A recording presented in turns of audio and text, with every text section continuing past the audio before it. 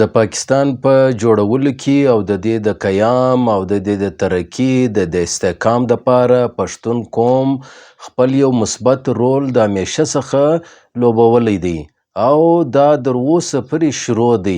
دا اوس په د پاکستان او د هندوستان په دا جنگ کې چې هندوستان اپریشن سندور وکړي او د پاکستان د خواڅه په جواب کې اپریشن بنیان المرصوص دغه اپریشن وسلو چې پاکستان بری پکې حاصله کړي، کامیابي یې پکې حاصله کړله او هندوستان ته ډېر عبرتناکه شکست ورکړي. په دا کې د پښتنو ډېر غټ رول دی په دا جنگ کې، لیکن پنجابي میډیا چې دا بالکل نظر اندازه کړې ده. بسم الله الرحمن الرحیم. السلام علیکم. زه یم نقیب لایقزی. دا د زما یوټیوب چینل او دلته زه پر مختلف موضوعات باندې مجلسونه کوم.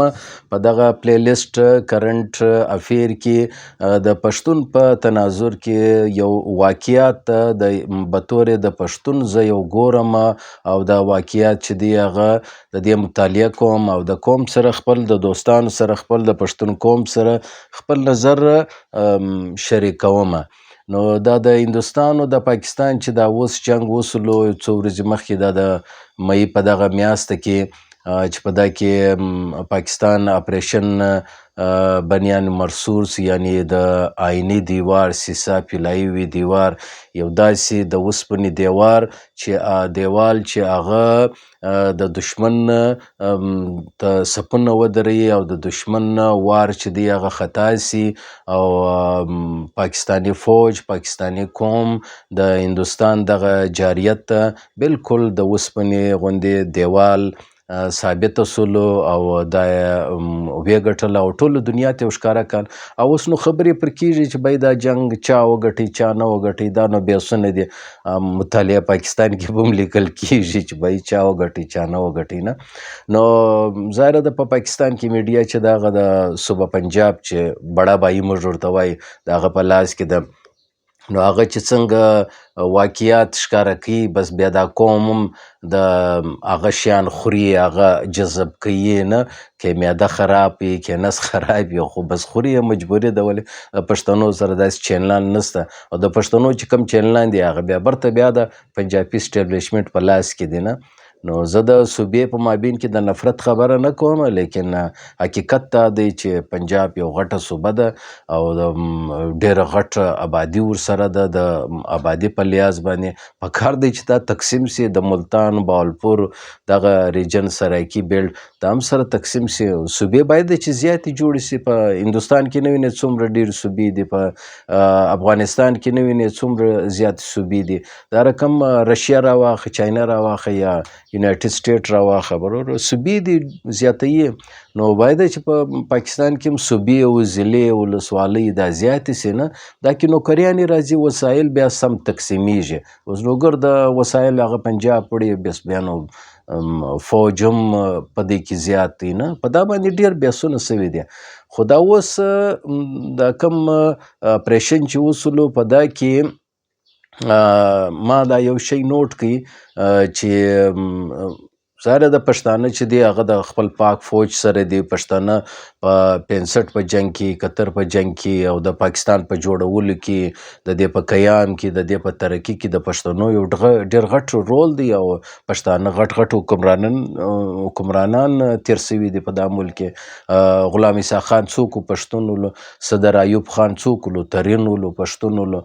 نو پښتنو په دا علاقه کې که په افغانستان کې پاکستان او که بھارت وي نه، پاکستان خو اوس په 1947 کې جوړ سولو. د دې څه مخکې پر دغه خطه باندې په سلهاو کالو پښتنو حکمراني کړې ده، باچایي کړې ده. نو د پښتنو یو ډېر غټ تاریخ دی او په زراو کال تاریخ دی، 15,000 کاله مخکې د پښتنو تاریخ دی نه. او پښتانه جنګجو قوم دي، مارشل قوم دي، د جنګ سره ناولده خلک نه دي، د جنګ باندې پوهیږي، د دې اسرار رموز و حکمت عملي وار یا سټریټیجي چې ورته وایي په دا کې ټوله پښتانه جن واقف دي. او د پښتنو په دغه وزیرستان او په دا نور علاقو کې نه وانه او په دا علاقه کې پښتانه همیشه د تشدد او د جاریت شکار جوړیږي، د سامراج په یو نامه یا په بل نامه باندې دلته راځي خلک چې دی هغه جنګونه ورسره کوي.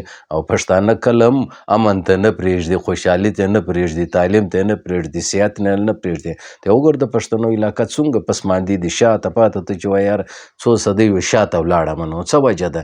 ولې موږ پښتانه که مازې یو څه موقع راکړي بیا پښتانه دومره ماشاءالله یو ښه هوښیار او پر امن خوشحاله او قوم دی چې هغه غواړي چې یاره خپل بچیانو ته هم ګاونډیانو ته هم علاقې ته هیواد ته ګټه راوړي، کاروبار وکړي، ښه تجارت وکړي. دوی به نو خود سمګلینګ ورته وایي نه. نو پښتانه بنیادي طور چې دی هغه امن، خوشحالي او د دې ډېر لیواله دي.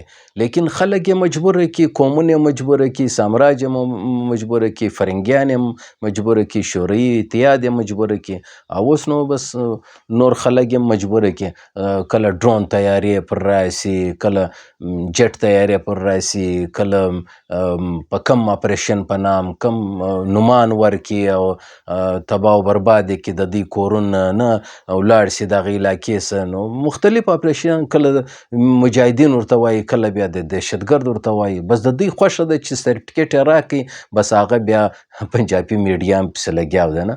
نو د پنجابي میډیا یو خاص یو رول دی چې په دا پاک بھارت هندوستان جنگ کې چې پښتنو پر فرنٹ لاین باندې جنگ کړی دی نه.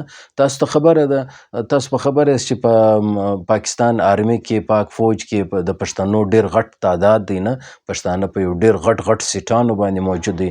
زه خپله یو وخت یو چا سره په مجلس اخته ولم، هغه ولته راځه د پلانکي صاحب سره بریګیډیر سره ملاقات کوو. امال صحیح ده، میډیا کې ولم صافي وم. زه چې ورغلم هلته د پوره د بلوچستان پر لیول باندې بریګیډیر ولو، هغه تک سور ښایسته سړی ناست ولو او په قوم څوک خټک ولو. خټک زموږ دی د پښتنو قوم دی، خوشحال خان خټک غټ شاعر صوفي زمغه او د جنګ او د ننګ او د توري او ننګیالي په حواله باندې نه د خوشحال خان خټک خپل یو کردار دی چې قوم ته ورښکاره کړی دی او رهنمایي یې کړې ده نه. نو پښتانه په پاکستاني فوج کې بیخي زیاتې دي، زیات تعداد کې دي.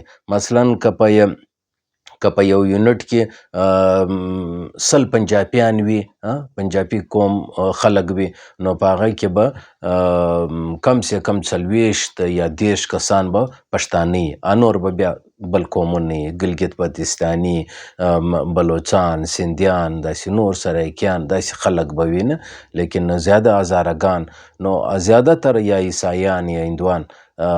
ظاهره د هغه هم اوس جنګ کې یو عیسائی نه و، پایلټ ولو ورغلی په هندوستان باندې حمله وکړه، غټه کارنامه ده. د دې جنګ هیرو خو هغه عیسائی مسیح ولو نه، کرسچن پایلټ ولو.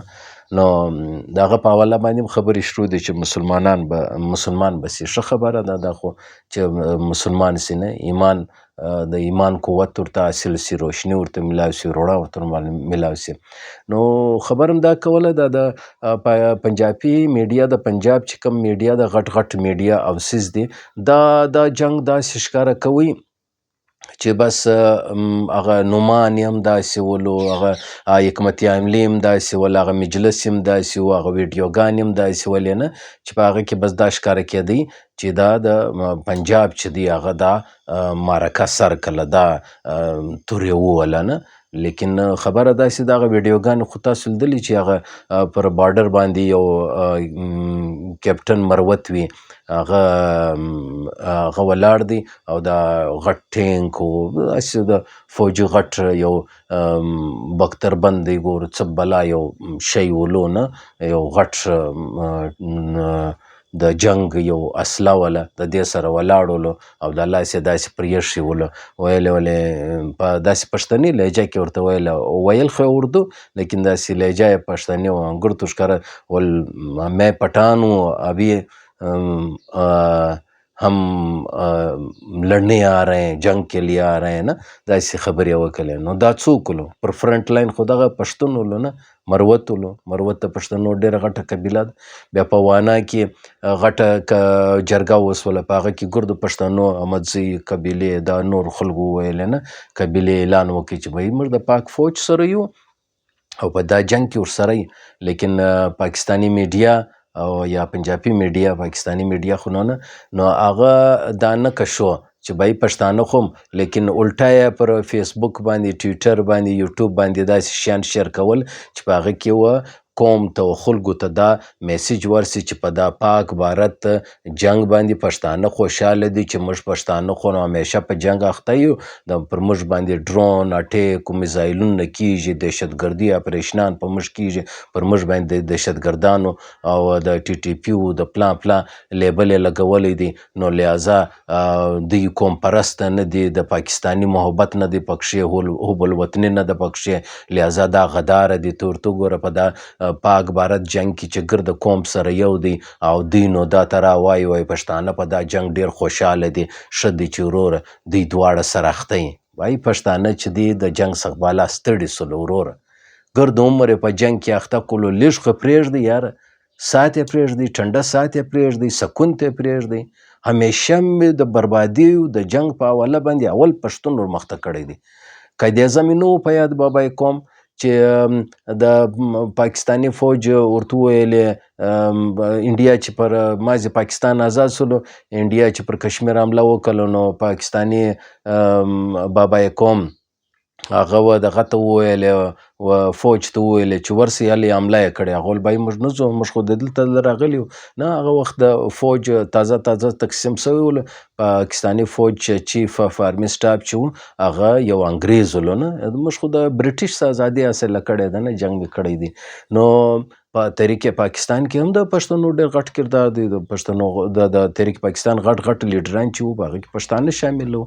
دا جلا خبره ده چې په بچا خان او غفار خان او د خلک خان شهید او په دا نورو خلکو باندې تی د غدار لیبل ولګوئ. نو هغه ستی د حب الوطني او د غدار سرټیکټس موږ نه دی پکار. موږ پښتانه یو، د دې قوم یو، د دې وطن یو، د پاکستانیان یو او د دې ملک سره زموږ محبت دی. دا زموږ مځکه ده، موږ دلته پر خپله مځکه باندې د صدیانو د زراو کالو څخه دلته آباد یو. د چا موږ دلته مفت دا مځکه نه ده راکړې، نه دا وطن راکړی دی. پښتانه پر خپل وطن باندې آباد دي، بعد کې پاکستان جوړ سول. اوس نو موږ منو چې دا زموږ وطن دی، موږ پاکستانیان یو، شناختي کارډ یې لرو، پاسپورټ یې لرو.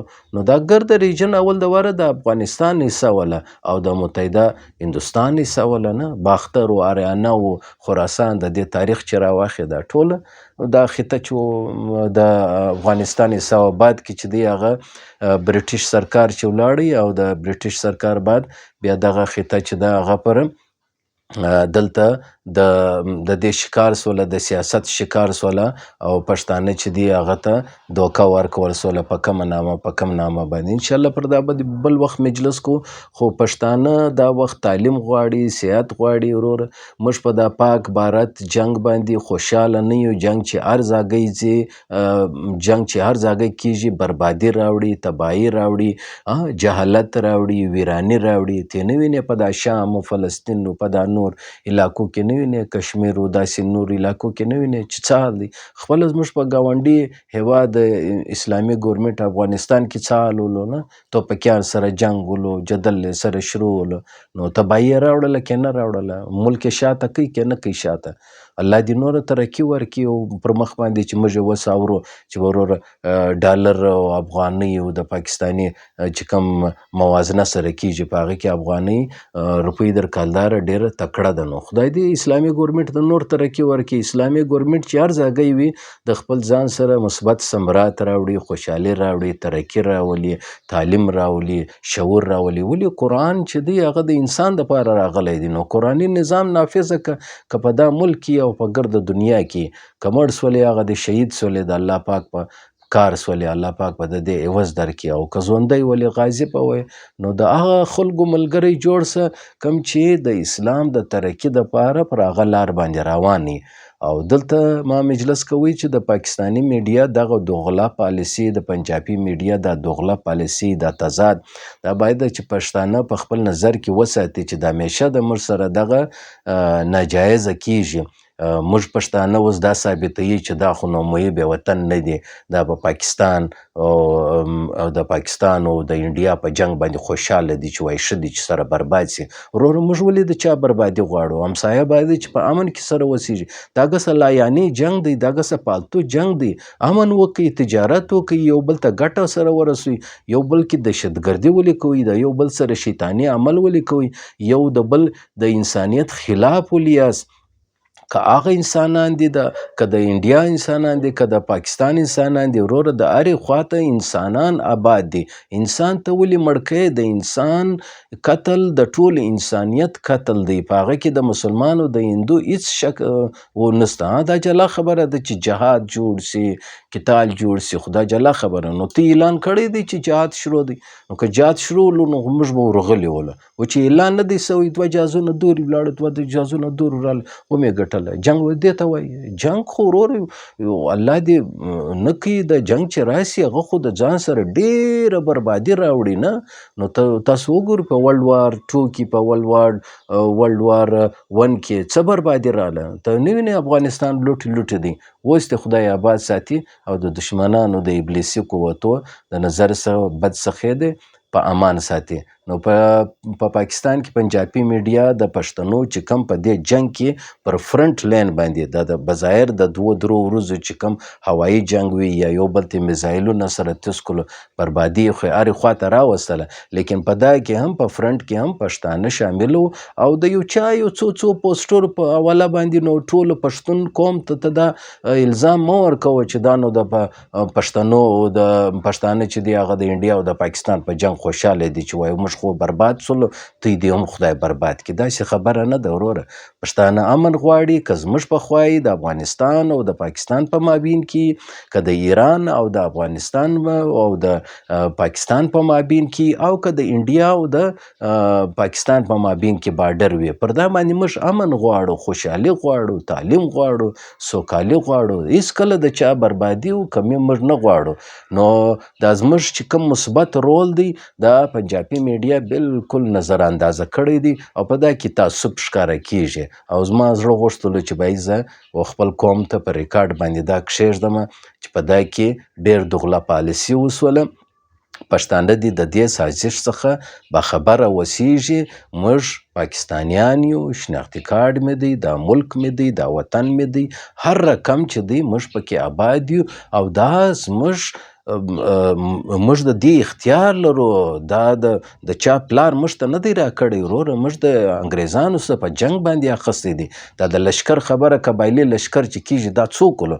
قبایلي لشکر ته پنجابی ورغلی ولو، خو هغه د کشمیر او ګلګت بلتستان چې آزاد کړي دا خو پښتنو قبایل لشکر آزاد کړي، وایي لوی لشکر. نو دا په دې ویل کیږي چې پښتانه په د قید اعظم په بابا په قوم باندې په للکار باندې دغه وخت فوج انکار وکړي، نو پښتانه رالو په لشکر کې او دا جنگ د هندوستان سره وګټي او د دغه پرې ولاړو، د جمو پرې ولاړو. خو بیا معاهده وسوه، نیري و دا نور معاهده سره وکړه، لیاقت علي خان دا فوج برته پر شا رالی. اوس هم دا د LOC چېرته وایي لاین آف کنټرول د دغه معاهدې نتیجه ده.